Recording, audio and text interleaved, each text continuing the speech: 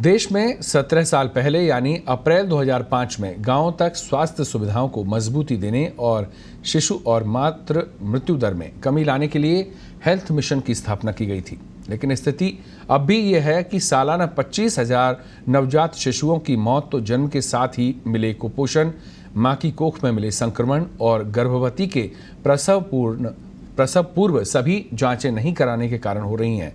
Mission की प्रदेश में क्या हकीकत है, देखिए ये रिपोर्ट।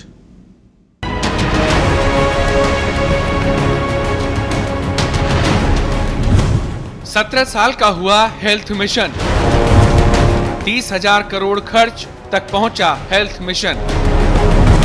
राजस्थान की जरूरत कुछ और, हासिल कुछ और।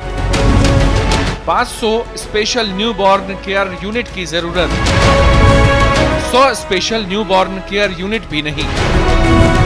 3,200 हैं छोटे अस्पताल, इनमें 2,000 में ही प्रसव सुविधा। करीब 75% ग्रामीण आबादी वाले प्रदेश में मौजूदा जनसंख्या के आधार पर करीब 500 नवजात शिशु रोग इकाइयों की जरूरत है, लेकिन इनकी संख्या अब भी करीब 60 ही है। इनमें भी निचले स्तर के सामुदायिक स्वास्थ्य केंद्रों पर तो यह संख्या करीब 20 ही बताई जा रही है। करीब 3,200 प्राथमिक स्तर के अस्पतालों में से भी 2,000 में ही प्रसव की सुविधा उपलब्ध है। अनुमानित 3,000 स्त्री एवं प्रसूति रोग विशेषज्ञों की जरूरत वाले प्रदेश में अभी 1,100 ही उपलब्ध हैं। इनमें भी 80% बड़े शहरों में ही हैं। हेल्थ मिशन के हालात, अभी भी गांव कस्बों में 50% चिकित्सा संसाधन कम, कई जगह एक डॉक्टर के भरोसे, अवकाश के दिन लग जाते हैं ताले। अरबों खर्च, फिर भी सालाना 25,000 नवजातों की हो जाती है मौत। संक्रमण, कुपोषण, प्रसव पूर्व जांच नहीं होने से होती हैं ये मौतें। 3,000 स्त्री एवं प्रसूति रोग विशेषज्ञों की है जरूरत, लेकिन है महज 1,100। कई की मौत उचित परिवहन नहीं मिलने से होती है। गांवों तक नवजात शिशु इकाइयों की कमी के कारण भी मौत।